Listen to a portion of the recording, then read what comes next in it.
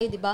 Parang alam din natin na mali tayo minsan eh. Parang kami, nag-aantay lang din talaga kami ng talaga makakapagsami-sami Na mali kayo. na hindi tama yung ginagawa Shut namin. the May lakas fuck up. ng loob Yes. na harapin kami. Tapos sa pagdating Gets. ng guy na yun, parang, tangina, ito na yun. Koy, testing lahat. Oo, di ba, no? Testing din lahat eh. No? Kumbaga tinitest nyo, sasabihan ba ako nito ng shut the Kaya fuck gusto up? kong itanong kanina sa kanya na, pag na-reject ka ba, pag sinabihan ba kita ng no, nakaka-inlove ba yun?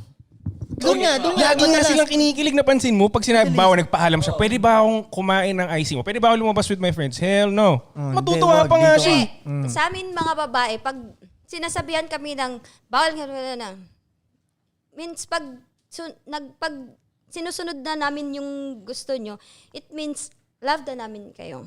Pag hindi namin sinusunod yung gusto, Totoo. what the fuck? pa yan. I don't Hindi care. pa, hindi yun, pa, no? Hindi love yun. Hindi yung Totoo. love. Like, Gusto lang, gusto mo Alright. lang. Gusto pero, mo lang. Gusto mo Yeah, lang, pero yeah, pag hindi mo sinusunod na lang. namin yun, like, ay, siya na yun, like, okay babe, okay han, okay love. Like, Sumusunod ba kayo sa kanya kasi... Kaya pala. Ay, yung lalaki mo nandyan, no?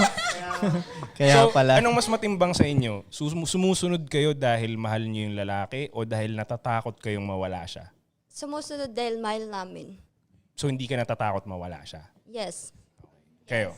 Ako din, ganun din. Kasi... Ano? Kasi mahal Hindi ko dahil siya. mahal ko siya. Tsaka alam mo rin naman talaga na mali eh. Talagang ma-pride ka lang talaga, ego mo. Kasi babae ako, kailangan ako masusunod. Okay, ititip ko sa inyo bilang daughter, kunyari, ganun. Minsan dun na-fuck up. Alin? Alam nyo na nga mali.